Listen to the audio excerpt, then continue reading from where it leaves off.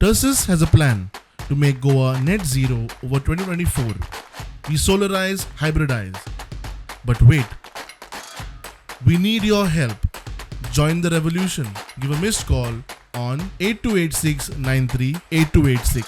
कर्नाटक में हमने 24,000 रुपए गरीब महिलाओं के बैंक अकाउंट में साल के डाले। अब आप ताली बजाने के लिए तैयार हो जाओ। ಈಗ ತಾವೆಲ್ಲರೂ ಚಪ್ಪಾಳೆ ಹೊಡಿಲಿಕ್ಕೆ ತಯಾರಾಗಿರಿ। चुनाव के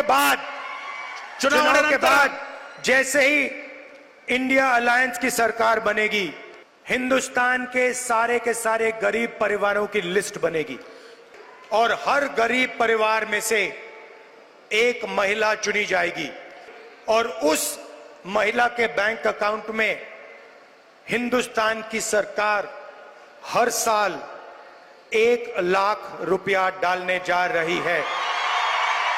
अगर कर्नाटक की सरकार महिलाओं को 24,000 दे सकती है तो हिंदुस्तान की सरकार महिलाओं को 1 लाख रुपए दे सकती है और कर्नाटक को 1,24,000 रुपए साल के महिलाओं को मिलेगा।